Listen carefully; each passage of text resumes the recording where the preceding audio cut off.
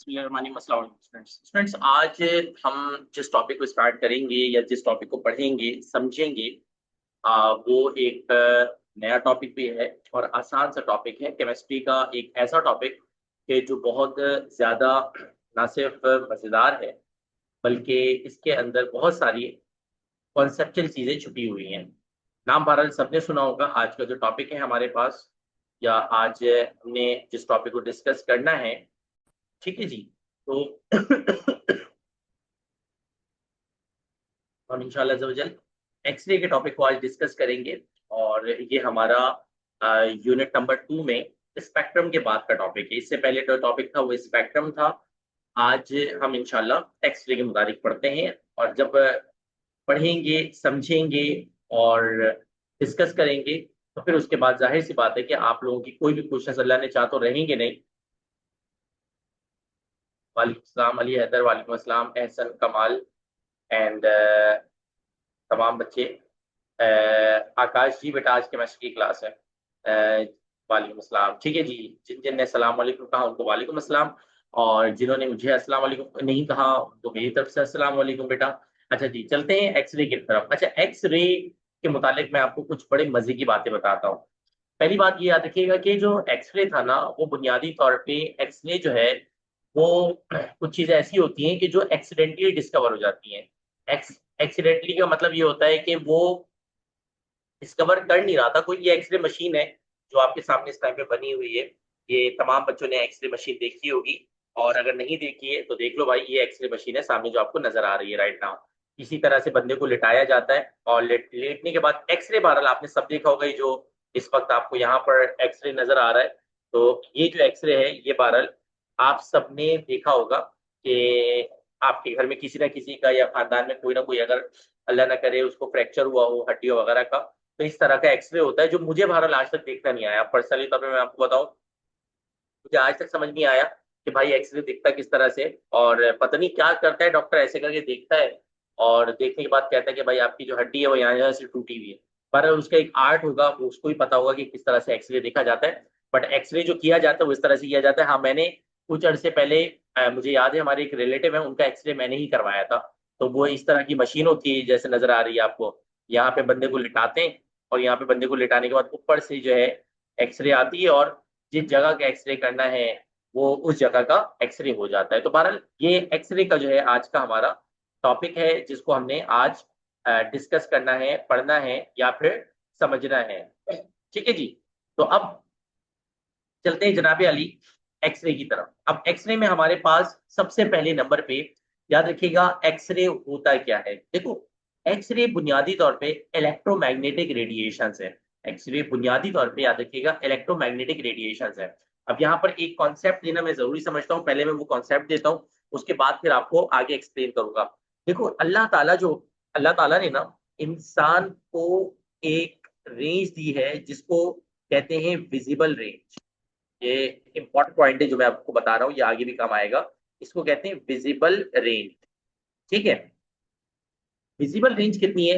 याद रखिएगा, visible range जो होती है वो 4000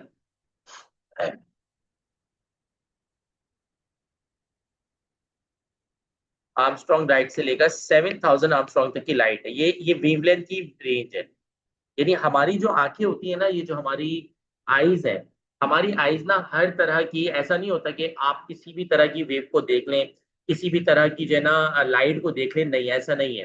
अल्लाह ताला ने एक हमारी रेंज रखी है कि हम 4000 से कम वाली वेवलेंथ को और 7000 आर्मस्ट्रांग से ज्यादा वाली वेवलेंथ वाली लाइट को नहीं देख सकते। ये अच्छा, इसमें जो ये वेवलेंथ है, इसमें रेनबो कलर्स होते हैं, जिसमें स्पेक्ट्रम, ये इसके अंदर अंदर स्पेक्ट्रम आ जाता है। ये पूरे का पूरा स्पेक्ट्रम की रेंज है, जिसमें 7 कलर्स आते हैं। रेनबो के ना विबग्योर आता है, 7 कलर्स आते हैं। ये 4000 से 7000 के बीच में है। अब इसमें जो सबसे कम वाली वेवलेंथ होती है ना, सबसे कम वाली, वो कितनी होगी? 4000।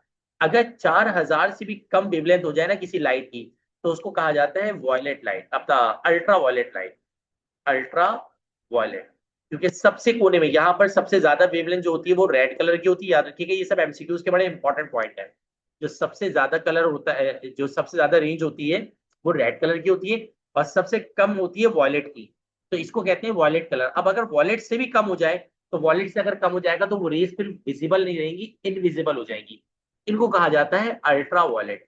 ये हो गई ultra wallet raise.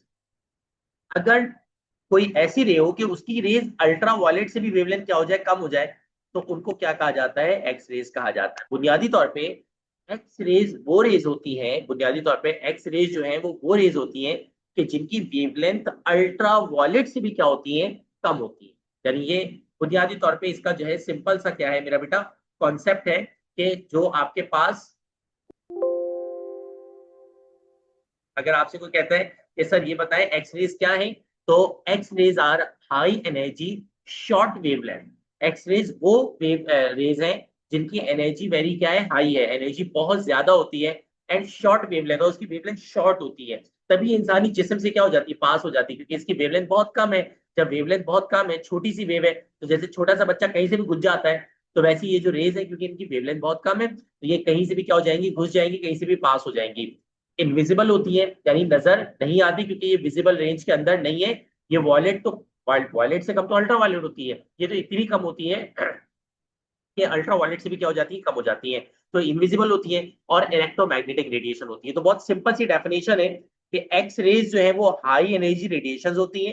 X raise जो है वो हाई एनर्जी रेडिएशन होती है जिनकी वेवलेंथ शॉर्ट होती है, यानी कम होती है, इनविजिबल होती है, और इलेक्ट्रोमैग्नेटिक रेडिएशन होती है। तो डेफिनेशन बहुत सिंपल सी है, मेरे ख्याल से आपको समझ में भी आ गई होगी। कि अगर आपसे कोई कहता है कि सर आप ये बताएं कि हमारे पास एक्स रेज क्या है, तो एक्स रेज की डेफिनेशन देखो, मैं आईज बंद करके खुद अपने जहन से डिजाइन कर रहा हूँ कि X rays are high energy radiation. X rays high energy radiation है with short wavelength and invisible. ये इनकी वेवलेंथ शॉर्ट है और ये इनविजिबल है, और दे आर इलेक्ट्रोमैग्नेटिक रेडिएशन, और ये इलेक्ट्रोमैग्नेटिक रेडिएशन होती है। अच्छा, अब यहाँ पर एक बात और याद रखिएगा कि मेरा बेटा ये जो रेज है ना, इन रेज को डिस्कवर जिस बंदे ने किया था उसका नाम था विलियम रॉयंजन। ये रॉयंजन, ये बंदे का नाम है, जाहिर सी बात आपको पता है कि अंग्रेजों के नाम जो है ना यूनिक यूनिक होते हैं।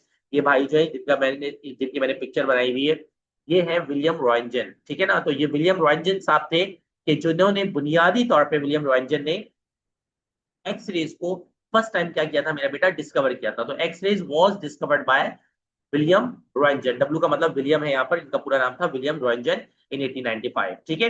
अच्छा, इनकी प्रॉपर्टी क्या होती है, एक्सरे की बुनियादी तौर पे जो प्रॉपर्टीज होती है वो कुछ खास प्रॉपर्टीज हैं, और उनमें से क्या प्रॉपर्टी है कि ये किसी भी ग्लास से पास हो जाती है, पेपर से पास हो जाती है, रबर से पास हो जाती है, मेटल से पास हो जाती है, या फिर ह्यूमन फ्लैश वगैरह से क्या हो जाती है, पास हो जाती है, ह्यूमन टिश्यूज से क्या हो जाती है, पास हो जाती है, हड्डियों से पास नहीं हो पाती। यही वजह है कि एक यहाँ पर अभी देखिए एक पिक्चर आपको नजर भी आ रही है, जिसमें ये अपने हाथ को, बेटा माइक अपना जो है म्यूट कर लिया करें, मैं एक मिनट रुक जाए, मैं अनम्यूट कर दूँ सर। ठीक है, जब भी क्लास ज्वाइन किया करें ना तमाम बच्चे, तो क्लास ज्वाइन करने के बाद कोशिश किया करें कि हमेशा जो है अपनी जो क्या कहते हैं, अपना जो माइक है वो ऑफ रखा करें, और माइक के अलावा जो आपकी क्या कहते हैं वीडियो है उसको ऑफ कर दिया करें, ताकि आपको इजीली समझ में आ सके। तो अब मैं पूरे टॉपिक को समराइज कर रहा हूँ। सबसे पहले नंबर पे आप बोलेंगे भाई एक्सरे बुनियादी तौर पे होती क्या है। तो X rays are high energy short wavelength. X ray जो है वो हाई एनर्जी शॉर्ट वेवलेंथ है, इनविजिबल होती है, और इलेक्ट्रोमैग्नेटिक रेडिएशंस होती हैं, और ये इलेक्ट्रोमैग्नेटिक रेडिएशंस होती हैं, दे वर डिस्कवर्ड बाय विलियम रॉयंजन। ये जो है डिस्कवर की थी विलियम रॉयंजन ने, ठीक है। These raise can pass through paper, glass, rubber, metal and human flesh, और इसको आप पेपर से, इन सब से क्या कर सकते हैं, पास कर सकते हैं। अब आता है मामला बड़े मजे का कि बुनियादी तौर पे एक्सरे प्रोड्यूस किस तरह से हुई थी। एक्सरे की प्रोडक्शन से पहले ना मैं आपको एक वीडियो दिखाता हूँ, बड़े मजे की वीडियो है, ठीक है। और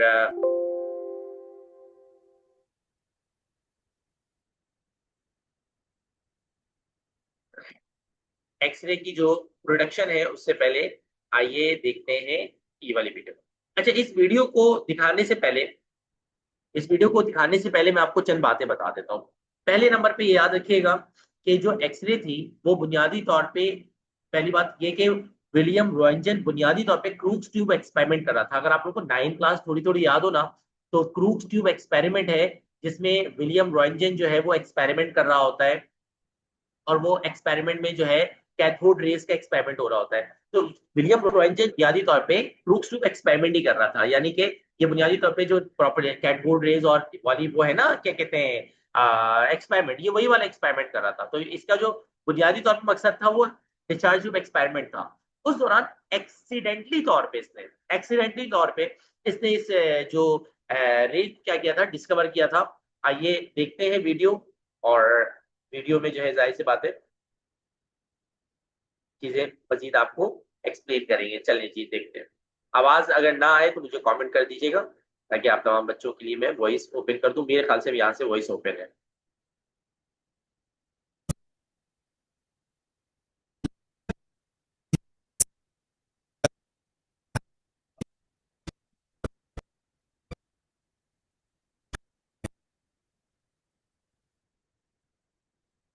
एक सेकंड तमाम बच्चे रुकिएगा।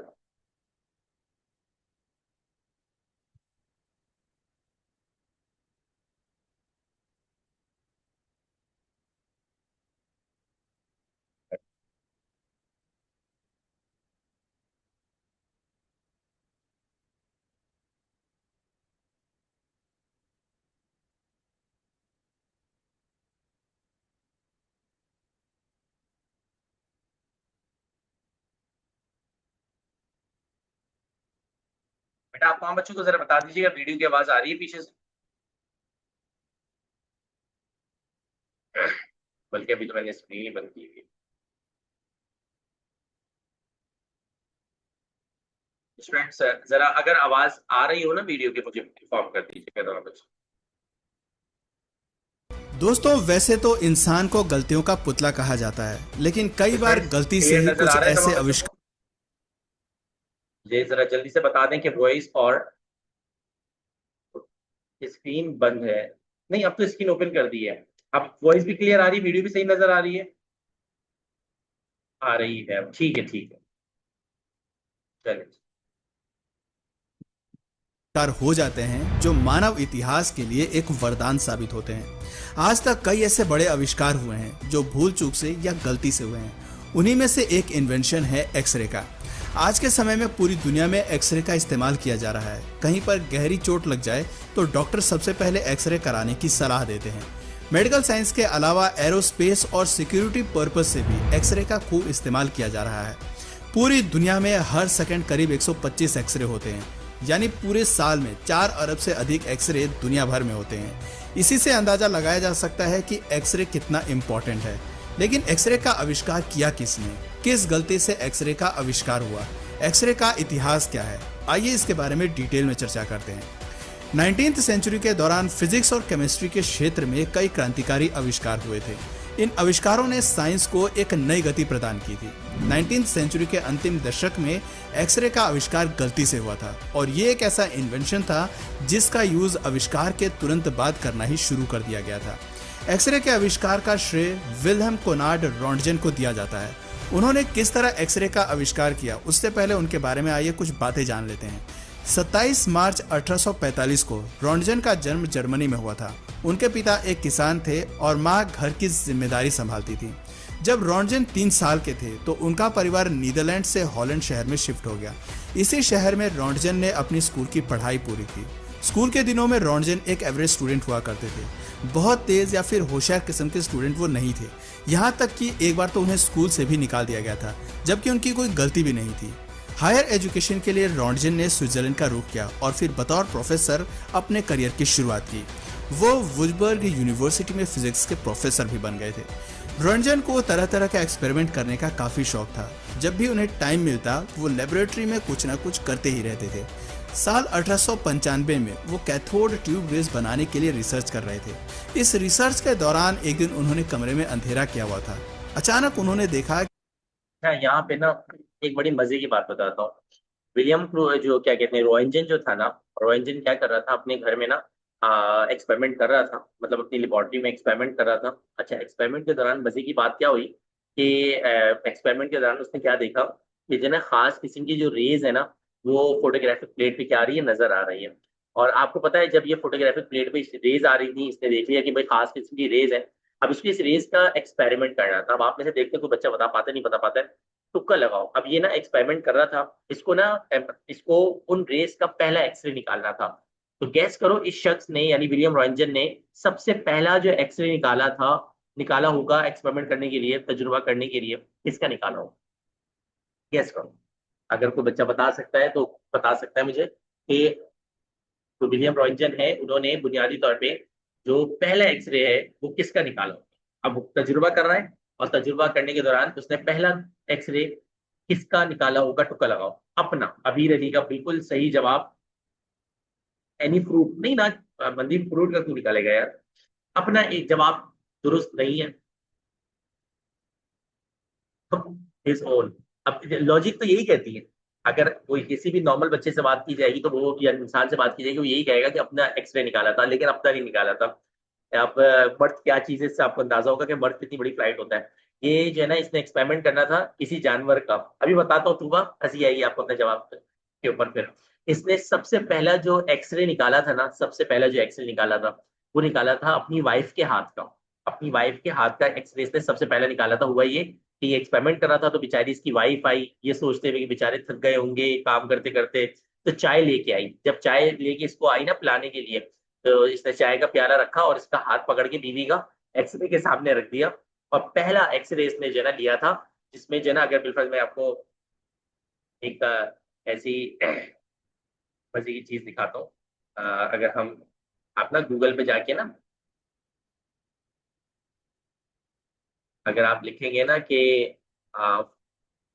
फर्स्ट एक्सरे ऑफ हिस्ट्री, ये आप लोगों को नजर भी आ रहा होगा जो मैं भी आप लोगों के सामने गूगल पे कर रहा हूँ। फर्स्ट एक्सरे ऑफ हिस्ट्री, ये देखो, ये है फर्स्ट एक्सरे ऑफ हिस्ट्री। इंसानी तारीख का जो सबसे पहला एक्सरे था ना वो ये था।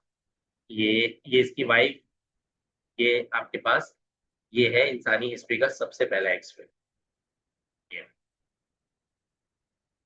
ये इंसानी हिस्ट्री का सबसे पहला एक्सरे था जो बुनियादी तौर पे विलियम रॉन्टजन ने किया था। और उसको इसी वजह से यहाँ पे देखो रिंग भी इसकी नजर आ रही है, यहाँ पे जहाँ पे मैं कर्सर मूव कर रहा हूँ, यहाँ पे इसकी रिंग भी नजर आ रही है। रिंग का मतलब यही है कि जाहिर सी बात है इसकी बीवी ने क्या पहनी हुई थी, अंगूठी पहनी हुई थी। तो भाईजान ने जो है ना पहला एक्सरे जो था वो विलियम रॉन्टजन ने अपनी दोस्तों, वाइफ का ही वैसे तो किया इंसान था। को गलतियों का पुतला कहा जाता है, ठीक है, लेकिन कई तो बार गलती ये से जो ही है, कुछ ऐसे आविष्कार हो जाते हैं जो मानव इतिहास के लिए एक वरदान साबित होते हैं। आज तक कई ऐसे बड़े आविष्कार आगे हुए कैसे हैं बढ़ेगी जो वीडियो? भूल चूक से या गलती से हुए हैं। उन्हीं में से एक इन्वेंशन है एक्सरे का। आज के समय में पूरी दुनिया में एक्सरे का इस्तेमाल किया जा रहा है। कहीं पर गहरी चोट लग जाए तो डॉक्टर सबसे पहले एक्सरे कराने की सलाह देते हैं। मेडिकल साइंस के अलावा एरोस्पेस और सिक्योरिटी पर्पस से भी एक्सरे का खूब इस्तेमाल किया जा रहा है। पूरी दुनिया में हर सेकंड करीब तो 125 एक्सरे होते तो बुनियादी तौर पे जो बताने वाली बात थी वो ऐसी मैंने जस्ट फॉर नॉलेज बताई। ये जब हम टॉपिक को पढ़ रहे होते हैं ना, तो उस टॉपिक की तमाम इंफॉर्मेटिव अगर चीजें हमें सुनने को मिले, बड़ा अच्छा लगता है। मैं तो ये एक्सरे बुनियादी तौर पे भाई जो थे, इन्होंने रॉन्टजन ने पहला एक्सरे अपनी वाइफ का लिया था। अब खैर उसकी जो प्रोडक्शन है उसके ऊपर आते हैं कि एक्सरे बुनियादी तौर पर प्रोड्यूस किस तरह हुआ था, या एक्सरे को बुनियादी तौर पे इन्होंने किस तरह से डिस्कवर किया था रॉन्टजन ने। तो वो पॉइंट पे था, मैंने फिर वीडियो बंद कर दी, मुझे आगे समझ नहीं आ रहा वीडियो में आगे कैसे बढ़ाऊं। तो जब तक जो है वो वीडियो उसी पॉइंट पहुंच जाती है, उसके बाद फिर मैं आगे की तरफ जाता हूँ। तो ये बात मैंने बहरहाल बता दी कि जो फर्स्ट एक्सरे निकला था वो इसकी वाइफ का निकला था, और इसने पहला जो एक्सरे था वो इस तरह से निकाला था। ठीक है जी, चलिए आगे वीडियो को कंटिन्यू करते हैं। हैं। रॉन्टजन का जन्म जर्मनी में हुआ था। उनके पिता एक किसान थे और माँ घर की जिम्मेदारी संभालती थी। जब रॉन्टजन 3 साल के थे तो उनका परिवार नीदरलैंड से हॉलैंड शहर में शिफ्ट हो गया। इसी शहर में रॉन्टजन ने अपनी स्कूल की पढ़ाई पूरी की। स्कूल के दिनों में रॉन्टजन एक एवरेज स्टूडेंट हुआ करते थे। बहुत तेज या फिर होशियार किस्म के स्टूडेंट वो नहीं थे। यहाँ तक कि एक बार तो उन्हें स्कूल से भी ये वाला पॉइंट बहरहाल हम देख चुके हैं ऑलरेडी, बट ये कि वो वीडियो में से आगे नहीं जा रही है, तो इस वजह से मैं इसको दोबारा दिखा रहा हूँ। हम प्रोडक्शन पे थे जब ये अपने लैब में क्या कर रहा था, यूनिवर्सिटी में एक्सपेरिमेंट कर रहा फिजिक्स था। के प्रोफेसर भी बन गए थे। रंजन को तरह तरह का एक्सपेरिमेंट करने का काफी शौक था। जब भी उन्हें टाइम मिलता वो लेबोरेटरी में कुछ ना कुछ करते ही रहते थे। साल 1895 में वो कैथोड ट्यूब रेस बनाने के लिए रिसर्च कर रहे थे। इस रिसर्च के दौरान एक दिन उन्होंने कमरे में अंधेरा किया हुआ था।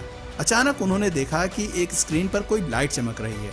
लाइट को चमकता देख वो बहुत हैरान हुए। उन्हें समझ नहीं आ रहा था यानी बुनियादी तौर पे मैंने पहले बताया था कि ये एक्सीडेंटली डिस्कवर हुआ था। एक्सीडेंटली डिस्कवर का मतलब ये कि ये इनका डिस्कवर करने का इरादा था नहीं, लेकिन ये है कि जो है ना इन्होंने ये डिस्कवर कर लिया। ठीक है ना, तो बिल्कुल जो है जो है क्या कहते हैं, तूबा ने जवाब दिया था कि किसी जानवर का इन्होंने एक्सरे निकाला था। तो मैंने उसको बोला भी था कि किसी जानवर का सुनने के बाद जब आपको रियलिटी पता चलेगी तो आपको अच्छी आएगी। बहरहाल उसके नजदीक वाइफ जानवर ही होगी, उसने कहा चलो भाई खैर, मैक्सिमम क्या होगा, वाइफ से जान छूटेगी, दूसरी वाइफ कर लेंगे। तो उन्होंने उन्हीं का एक्सरे ले लिया, लेकिन बहरहाल इसकी वाइफ को कुछ नहीं हुआ था और वो पहला एक्सरे हो गया था तमीज से। था कि ये लाइट कहां से आ रही है। असल में रॉन्टजेन जो एक्सपेरिमेंट कर रहे थे उसमें उन्होंने क्रूक्स ट्यूब्स का इस्तेमाल किया था। अच्छा, क्रूक्स ट्यूब एक्सपेरिमेंट क्या था? क्रूक्स ट्यूब एक्सपेरिमेंट बुनियादी तौर पर डिस्कवरी ऑफ इलेक्ट्रॉन में यूज हुआ था, जिसमें इलेक्ट्रॉन की डिस्कवरी हुई थी कैथोड रेज के जरिए। ये 9 क्लास का टॉपिक है, 9 क्लास में पढ़ाते हैं टीचर्स। अच्छा, अब कैथोड रेज में ही उसने क्या देखा, उसने ये देखा कि कैथोड रेज में प्रोटॉन भी आ रहे हैं, इलेक्ट्रॉन भी आ रहे हैं, लेकिन साथ में फोटोग्राफिक प्लेट पे एक ऐसी चमक उसको नजर आ रही थी, एक ऐसी फ्लोरेसेंस कहते हैं चमक को, तो एक ऐसी चमक नजर आ रही है जिसका कोई सोर्स उसको नजर नहीं आया। तो समझ गया कि ये जो रेज है ये यकीनी तौर पे कैथोड रेज से ही निकल रही हैं। जो वैक्यूम सील्ड ग्लास ट्यूब्स होती हैं, इन ट्यूब्स के अंदर से इलेक्ट्रिसिटी पास करने पर इनका कलर अच्छा, अब ये एनिमेशन ना जरा गौर से देखना। कैथोड रेज निकल रही हैं, एनोड से टकरा रही हैं, ठीक है, और एनोड से टकराने के बाद नीचे की तरफ रेज क्या हो रही है, ट्रांसफर हो रही है, जहां पर क्या पैदा हो रहा है, एक्सरे पैदा हो रहा है। पूरी की पूरी वीडियो जो बता रहे हैं ना, यही मैंने अभी आगे पढ़ाना है। होता है। इसे आप एक तरह का कांच का बल्ब भी कह सकते हैं। ये बिल्कुल रियल एक्सरे की ट्यूब है। इस तरह की जो है शीशे की एक ट्यूब होती है, उस ट्यूब के अंदर जो है ना स्पार्क करवाते हैं। एक साइड एनोड की होती है, एक साइड कैथोड की होती है। कैथोड पे नेगेटिव चार्ज होता है, सबको पता होगा, एनोड पे पॉजिटिव चार्ज होता है। और जब रेज जो जिसके है अंदर पॉजिटिव और नेगेटिव इलेक्ट्रोड लगे होते हैं। जब रॉन्टजेन ने बल्ब ऑन किया तो ट्यूब से फ्लोरेसेंट किरणें निकल रही थी। इस लाइट को कवर इस तरह से, ये जिस तरह से नजर आ रहा है, फ्लोरेसेंस का मतलब ये होता है चमक। इसने फोटोग्राफिक प्लेट लगाई हुई थी, उस फोटोग्राफिक करने प्लेट के लिए पे क्या देखा रॉन्टजेन कि ने इस तरह इसके से ऊपर चमक एक नजर आ कार्डबोर्ड रही रखा है। हुआ था, लेकिन उन्होंने देखा कि स्क्रीन पर जो लाइट चमक रही है वो क्रूक्स ट्यूब्स में से आ रही है और ऊपर लगे कार्डबोर्ड से वो लाइट पास हो रही है। रॉन्टजेन को समझ नहीं आया कि वो किस तरह की लाइट्स हैं। उन्होंने इन अच्छा, एक मजे की बात यहाँ पे और नॉलेज के लिए बताता हूँ। आप में से कोई बच्चा बता सकते हैं हम एक्स किसको कहते हैं? मैथ्स वाले बच्चों को पता होगा।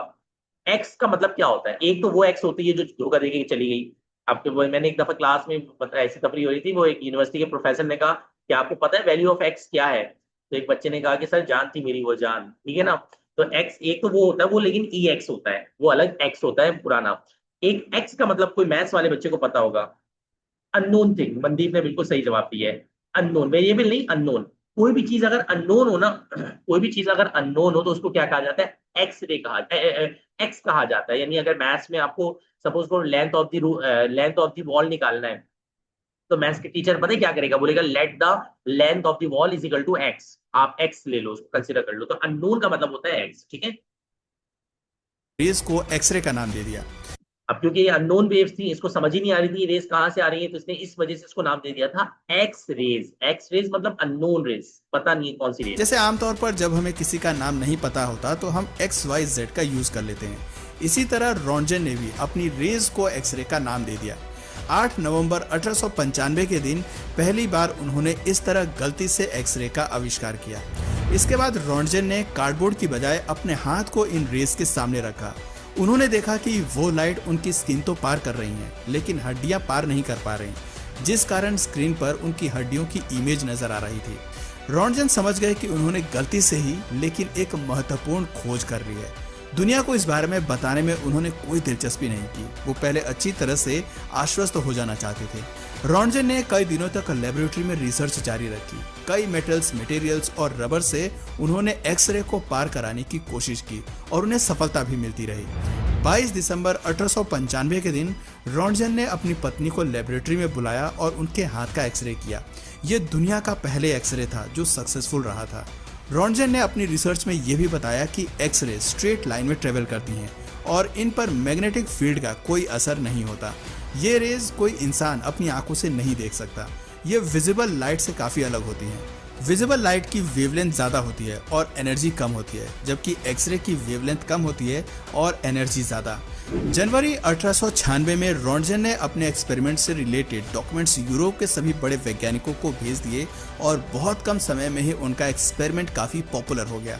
न्यूज़पेपर, मैगजीन और एडवर्टाइजमेंट में उनके एक्सपेरिमेंट के बारे में छपने लगा। यूरोप और अमेरिका में एक्सरे मशीन्स के बूथ जगह जगह लगाए जाने लगे। ये लोगों के लिए एक मनोरंजन का साधन बन गया था। लोग अपना हाथ और बॉडी को आर पार देखने के लिए बहुत उत्सुक रहते थे। एक्सरे बूथ के बाहर लंबी लंबी कतारें लगने हुआ क्या, देखो एक बात याद रखना कि ना, बुनियादी तौर पे इंसानी नेचर है कि जब कोई नई चीज, जैसे एक ना आईफोन के अंदर ना एक नया ट्रेंड आया था।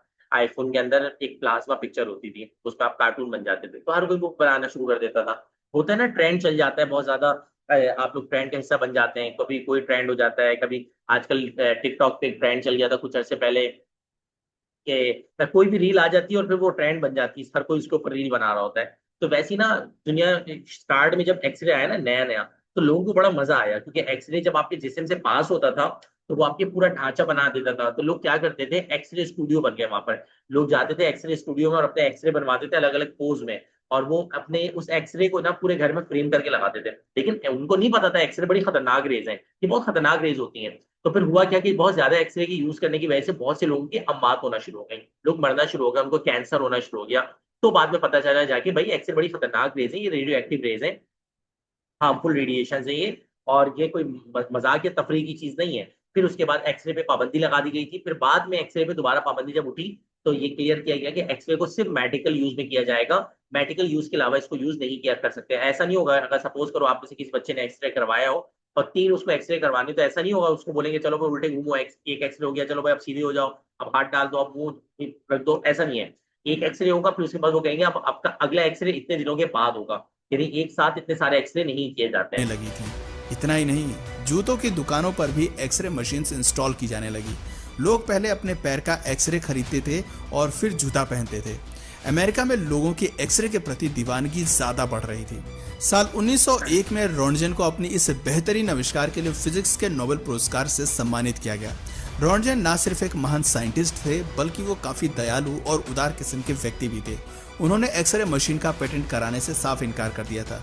उन्होंने कहा था कि मेडिकल साइंस या अन्य फील्ड के लोग खुलकर उनकी इस मशीन का इस्तेमाल कर सकते हैं। नोबेल पुरस्कार के लिए मिलने वाली प्राइज मनी भी उन्होंने अपनी यूनिवर्सिटी को डोनेट कर दी थी। कुछ ही समय में वॉर में भी एक्सरे मशीन का यूज होने लगा। सैनिकों को लगने वाली गोली निकालने के लिए पहले उनकी बॉडी का एक्सरे किया जाने लगा। पथरी और फ्रैक्चर जैसी समस्याओं में भी एक्सरे एक वरदान साबित हो रहा था। इसके अलावा महिलाएं हेयर रिमूवल के लिए एक्सरे मशीन का इस्तेमाल धड़ल्ले से करने लगी, लेकिन एक्सरे का इस्तेमाल धीरे धीरे कम होने लगा। असल में इसके इस्तेमाल से लोगों को बाल गिरने की शिकायत होने लगी। कुछ लोगों ने स्किन लाल होने की शिकायत की तो कुछ लोगों की चेतना शून्य हो जाती थी। सिर और बदन में दर्द और संक्रमण जैसी समस्याएं भी एक्सरे के बाद देखी जाने लगी। साल 1903 में क्लैरेंस डेली की तो स्किन कैंसर से मौत भी हो गई थी। वो एक्सरे के पार्ट्स का निर्माण करते थे। जब एक्सरे पर और रिसर्च की गई तो पता चला कि इनकी रेडिएशन से लोगों की हेल्थ इफेक्ट हो रही है। इसी के बाद लोगों ने एक्सरे का मौज मस्ती के तौर पर इस्तेमाल करना बंद कर दिया। दोस्तों, एक्सरे का इन्वेंटर भले ही विल्हेम रोंटगेन को माना जाता है, लेकिन इस आविष्कार का श्रेय सिर्फ उन्हें नहीं दिया जा सकता। उनसे पहले फिलिप लेनार्ड ने अच्छा, इससे पहले जो क्या कहते हैं, हम अपने टॉपिक पे वापस आए तो मेरे ख्याल से बड़ी एक प्रोडक्टिव और एक अच्छी सी आपने एक डॉक्यूमेंट्री देखी एक्सरे के मुतालिक। तो अब एक्सरे की प्रोडक्शन पे आते हैं। अब एक्सरे प्रोड्यूस किस तरह से होता है, मैंने पहले ही बताया, ट्यूब हाथ में आपको दिखाई भी दी कि ब्लैक कलर की जो ना क्या थी, ट्यूब थी। अब बुनियादी तौर पे जो एक्सरे है उसके अंदर इस तरह की एक क्या होती है, ट्यूब होती है, डिस्चार्ज ट्यूब जिसको कहते हैं। इसको ग्लास ट्यूब भी कह सकते हैं आप। इसके अंदर एक होता है टंगस्टन एनोड। कल अब अभी मैंने जो वीडियो दिखा रहा था तो मैंने आपको बताया भी था कि गौर से देख लो कि कैथोड से रेज निकल रही है। ये है, ये कैथोड है, ये देखो, ये आपके पास क्या है, कैथोड है, ठीक है। और ये आपके पास क्या है, एनोड है, ठीक है। ये कैथोड है और ये एनोड है। अब कैथोड से रेज जा रही हैं और किस तरफ जा रही है, एनोड की तरफ जा रही है। कैथोड से एनोड की तरफ रेज जा रही है, और ये जो आपके पास आ रही है ना नीचे की तरफ, ये आपके पास क्या है, एक्स रेज है। यानी एक्स रे बुनियादी तौर पे अगर मैं आपसे बोलूं कि बताओ प्रोड्यूस किस तरह किया जाता है, तो आप कहेंगे कि सर एक्सरे प्रोड्यूस करने के लिए हम क्या करते हैं, जरा देखिएगा इंग्लिश में मैं क्या लिख रहा हूँ। मैं लिखता हूँ X rays are produce in a discharge tube. X ray जो है वो प्रोड्यूस की जाती है डिस्चार्ज ट्यूब के अंदर, अंडर हाई वोल्टेज, जबकि हम हाई वोल्टेज इसको प्रोवाइड करते हैं, एंड वेरी लो प्रेशर। और प्रेशर इसमें हम क्या रखते हैं, लो रखते हैं, क्योंकि इसमें हम वैक्यूम ट्यूब यूज करते हैं। उस वैक्यूम ट्यूब में जाहिर सी बात है प्रेशर क्या होता है, कम होता है। The cathode emits fast moving electron. जो कैथोड होते हैं वो इमिट करते हैं फास्ट मूविंग इलेक्ट्रॉन को। These electrons strike the anode. यहां से ये देखो, ये कैथोड थे, ये कैथोड से कौन निकल रहे हैं, इलेक्ट्रॉन, क्योंकि कैथोड रेज असल में क्या थी, इलेक्ट्रॉन्स थी। इलेक्ट्रॉन जाके एनोड से क्या हो रहे हैं, टकरा रहे हैं। तो these electrons strike the anode with high speed के साथ टकराते हैं, एंड एज अ रिजल्ट, और उसके नतीजे में एक्स रेज आर प्रोड्यूस, और उसके नतीजे में एक्स रे क्या हो जाती है मेरा बेटा, प्रोड्यूस हो जाती है। यानी अगर मैं आपसे बोलूं कि ओवरऑल आप किस तरह से बात को एक्सप्लेन करेंगे, तो आप कहेंगे कि सर बहुत सिंपल स्टेप है, बहुत सिंपल प्रोसेस है। जब हमारे पास कैथोड रे से, ये कैथोड रे जिसको मैं भी राइट सर्किल कर रहा हूँ, यहाँ से जब इलेक्ट्रॉन निकलते हैं तो इलेक्ट्रॉन आके एनोड से टकराते हैं, और जब इलेक्ट्रॉन एनोड से टकराते हैं तो क्या पैदा होता है, एक्स रे पैदा हो जाती है। लास्ट टाइम पढ़ लो मैं, X rays are produce in discharge tube, X ray जो है प्रोड्यूस होती है डिस्चार्ज ट्यूब में अंडर हाई वोल्टेज में, एंड वेरी लो प्रेशर, जबकि प्रेशर हम यहाँ पे क्या रखते हैं, लो रखते हैं। The cathode emits fast moving electron, जो कैथोड होते हैं वो फास्ट मूविंग इलेक्ट्रॉन्स पैदा करते हैं। These electrons strike the anode, ये जो इलेक्ट्रॉन्स होते हैं ये स्ट्राइक यानी टकराते हैं एनोड से विद हाई स्पीड के साथ, एंड एज अ रिजल्ट, और उसके नतीजे में एक्स रे हमारी क्या होती है, प्रोड्यूस होती है। अब आ जाते हैं प्रॉपर्टीज ऑफ एक्स रे पे। एक्स रे की मेरा बेटा मुख्तलिफ प्रॉपर्टीज होती हैं। एक्सरे की बुनियादी तौर पे अलग अलग प्रॉपर्टीज हैं। जैसे मिसाल के तौर पे सबसे पहले नंबर पे याद रखिएगा, जो एक्सरे होती है वो इनविजिबल होती है। एक्सरे क्या होती है, इनविजिबल होती है, हमें नजर नहीं आती, क्योंकि ये विजिबल रेंज से क्या होती है, बाहर होती है। तो पहला पॉइंट होगा कि they are invisible electromagnetic radiation, ये इनविजिबल है। अब आप कोई से भी 3-4 याद कर लीजिएगा, इनफ होगा। आगे कहते हैं they have short wavelength and high energy, ये हमने डेफिनेशन में पढ़ा था। इनकी वेवलेंथ शॉर्ट है, छोटी होती है तभी ये गुज जाती है, एंड हाई एनर्जी, जबकि एनर्जी इनकी हाई होती है। तो दूसरा पॉइंट हो गया कि इसकी वेवलेंथ शॉर्ट होती है और एनर्जी क्या होती है, हाई होती है। तीसरा पॉइंट, इनकी जो स्पीड होती है, क्योंकि ये इलेक्ट्रोमैग्नेटिक वेव्स हैं, और इलेक्ट्रोमैग्नेटिक वेव्स की हमेशा याद रखना, जो रेज होती हैं वो लाइट की स्पीड से ट्रेवल करते हैं, तो लिहाजा इनकी जो स्पीड होती है वो स्पीड ऑफ लाइट के बराबर होती है। अगला point, they travel in straight line, क्योंकि ये लाइट की स्पीड से ट्रेवल करती है, जाहिर सी बात है ये स्ट्रेट लाइन में क्या करेगी, ट्रेवल करेगी। और आपके पास जो अगला पॉइंट है वो ये है, they are not affected by electric और मैग्नेटिक फील्ड। इसका मतलब क्या है कि ये जो रेज है ये न्यूट्रल है, इन पे ना प्लस चार्ज है ना माइनस चार्ज है, ना इन पे प्लस है ना माइनस है। इसका मतलब ये हुआ कि ये इलेक्ट्रिक और मैग्नेटिक फील्ड में किसी किस्म की आ, किसी किस्म की जो है जो इफेक्ट है वो नहीं लेके आएंगे, क्योंकि अगर कोई किसी भी रे पे प्लस चार्ज होता है तो वो माइनस प्लेट की तरफ डेविएट हो जाता है, अगर इसमें माइनस हो तो प्लस की तरफ डेविएट हो जाता है। आखिरी पॉइंट, ये आयनाइज कर सकती है गैसेस को, और फोटोग्राफिक फिल्म में ये इफेक्ट छोड़ती हैं। ये जो आप एक्सरे में यूज करते हैं ना, ब्लैक कलर की जिसपे एक्सरे देख रहे होते हैं, इसको फोटोग्राफिक फिल्म कहा जाता है, या फोटोग्राफिक प्लेट कहा जाता है, या फोटोग्राफिक शीट कहा जाता है। तो ये आयनाइज कर सकती है गैसेस को, और ये फोटोग्राफिक फिल्म में अपना इफेक्ट छोड़ती है। तो ये बुनियादी तौर पे प्रॉपर्टीज हो गई एक्सरे की। आप बगैर देखे अगर आप अपने जहन में भी याद करें ना, तो 3-4 प्रॉपर्टी ऐसी याद हो जा रही है कि भाई ये इनविजिबल होती है, इनकी वेवलेंथ शॉर्ट होती है और एनर्जी हाई होती है। इसी तरह से जो एक्सरेज होती हैं वो जो है आपके पास स्पीड ऑफ लाइट से ट्रैवल करती है, एक्सरे जो है स्ट्रेट लाइन में ट्रैवल करती है, इसके इलेक्ट्रिक और मैग्नेटिक फील्ड इफेक्ट नहीं करती, इसमें से ये न्यूट्रल होती है, और ये फोटोग्राफिक प्लेट पर अपना असर छोड़ती है। तो ये कुछ हमारे पास बुनियादी बुनियादी इसके अंदर जो है फैक्टर्स हैं जिनको हमने डिस्कस किया। अब चलते हैं जनाबे अली यूजेस पे। अच्छा, यूजेस में बहुत सारे यूजेस हैं। पहला यूज आपके सामने मौजूद है कि ये हमारे स्केलेटन यानी हड्डियों का स्ट्रक्चर देखने के लिए यूज किया जाता है। तो एक्सरे का पहला जो यूज है वो ये है कि इसके जरिए हम एक्सरे हड्डियों का या बोन्स वगैरह का क्या देख सकते हैं, स्ट्रक्चर देख सकते हैं। एक और इसका बड़ा अच्छा काम होता है, वो होता है तीत का। आपके जो दांत होते हैं ना, जो दांतों के अगर पिल्फर्स आपको जो है क्या कहते हैं, दांतों में कहाँ फॉल्ट है या कहाँ गैप है, इन तमाम चीजों का देखना है तो दांतों का भी एक्सरे करके आप अपनी टीथ के स्ट्रक्चर को क्या कर सकते हैं, क्लियर कर सकते हैं। एक और इसका फायदा होता है कि इसके जरिए हम कैंसर सेल को क्या करते हैं, डिस्ट्रॉय करते हैं। मिसाल के तौर पे इंसानी जिस्म में और किसी भी पॉइंट पे, मिसाल के तौर पे यहाँ पर जस्ट इमेजिन इस जगह पे जहाँ पे मैं रेड कलर कर रहा हूँ, इस जगह पे एक कैंसर सेल मौजूद है। तो इस कैंसर सेल के ऊपर मैं क्या करूंगा, एक्सरे मारूंगा। जैसे ही मैं इस पे एक्सरे मारूंगा, तो क्योंकि एक्सरे एक हाई एनर्जी रेडिएशन है, तो वो कैंसर सेल को क्या कर देगी, किल कर देगी, मार देगी। ठीक है, तो इसका एक ये काम भी होता है। इसके अलावा इसको जो है ना लगेज की चेकिंग वगैरह में यूज किया जाता है। ये जो मैंने पिक्चर दी है, आप लोगों ने देखा होगा एयरपोर्ट वगैरह अगर आप गए हो या किसी 5 स्टार होटल्स वगैरह में गए हो या किसी अच्छे शॉपिंग मॉल वगैरह में गए हो, तो आपने देखा होगा इस तरह की क्या रखी हुई होती है, मशीन रखी हुई होती है, जहाँ पे इस साइड पे आप अपना बैग रखते हैं और वो बैग अंदर जाता है और दूसरी साइड से क्या निकल जाता है, बाहर निकल जाता है। तो इसमें भी अक्सर बेशतर एक्सरे को यूज किया जाता है, क्योंकि एक्सरे क्या कर रहा होता है, उस तमाम चीजों को स्कैन कर रहा होता है, और स्कैन करके एयरपोर्ट पे ना एयरपोर्ट पे तो स्कैनर लगे होते हैं, हमको पता है। अगर एयरपोर्ट में आप अंदर जाओगे तो पूरे के पूरे आप स्कैन होते हैं, और एक एक चीज अंदर की आपको उसको नजर आ जाती है।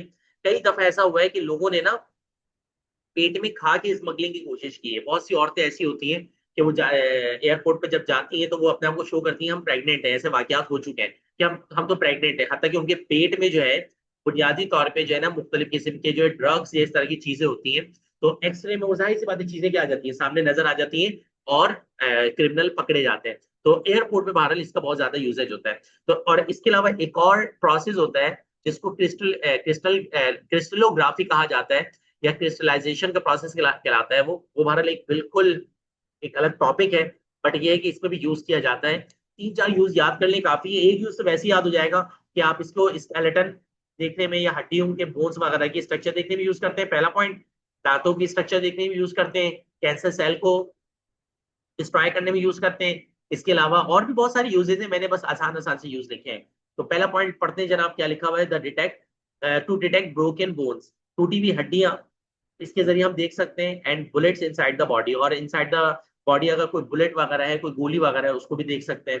Dentist use them to examine the damage teeth, जो टूटे हुए दांत हैं या दांतों में जो फॉल्ट्स हैं उनको देखने के लिए डेंटिस्ट यूज करते हैं। They are used to destroy cancer cell, इसको कैंसर सेल को डिस्ट्रॉय करने में यूज किया जाता है। They use to airport to check baggage, जो हमारा लगेज वगैरह होता है, बैग वगैरह होता है, उसको चेक करने के लिए एयरपोर्ट पे नॉर्मली यूज किया जाता है। They are use in crystallography to study crystal structure, crystals के स्ट्रक्चर को स्टडी करने के लिए भी क्या यूज किया जाता है, एक्सरे यूज किया जाता है। ये फिफ्थ वाला पॉइंट में एक्सप्लेन नहीं कर सकता क्योंकि ये पूरा एक टॉपिक है, पूरा एक प्रोसेस है जो सेकेंड ईयर फिजिक्स में आता है। सेकेंड ईयर फिजिक्स के अंदर पूरी क्रिस्टलोग्राफी का टॉपिक मौजूद है, वो वहां पर एक्सप्लेन किया जाता है तमीज से। बस इतना याद रखना कि क्रिस्टल्स को स्टडी करने के लिए या फिर क्रिस्टल्स की स्ट्रक्चर्स को स्टडी करने के लिए हम नॉर्मल पे एक्सरे को क्या करते हैं मेरे बेटा, यूज करते हैं। तो ये हमारे पास एक एक्सरे का जो टॉपिक था वो अपने इख्तिताम को पहुंचा।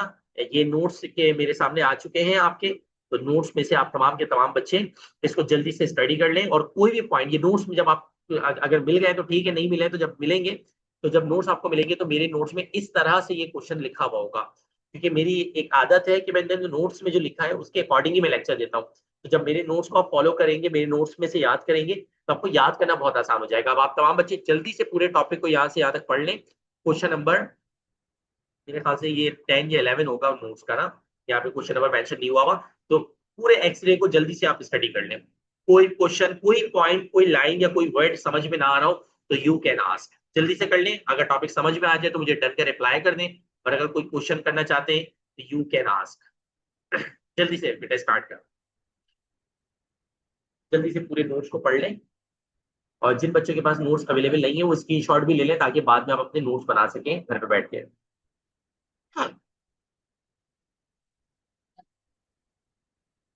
डन है मेरा बेटा?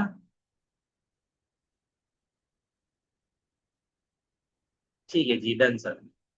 अभी तक एक ही रिप्लाई आया है, बाकी स्टूडेंट भी जल्दी जल्दी से।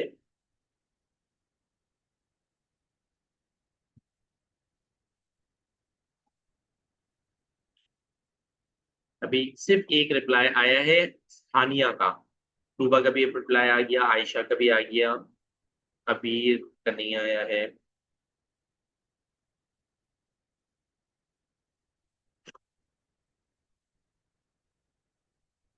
आकाश बेटा, ग्रुप पे ना जो भी क्लासेस वगैरह होती हैं वो मेंशन कर दी जाती है, ग्रुप को फॉलो करोगे, ग्रुप पे हर चीज की अपडेट आ जाती है। ठीक है भाई। चले मेरे बच्चा, अब आज जो है ना थोड़ा सा टाइम हमारे पास है, क्योंकि क्लास हमारी तो एंड हो चुकी है। मैं पहले रिकॉर्डिंग एंड कर दूं। आफ्टर रिकॉर्डिंग आज आप लोगों का टेस्ट जो हुआ था कल वो लाइव चेक होगा। लाइव चेक का मतलब ये है कि अभी हाथ के हाथ आपके सामने स्क्रीन आएगी। जिस बच्चे को लगता है कि उसका टेस्ट बहुत अच्छा हुआ है,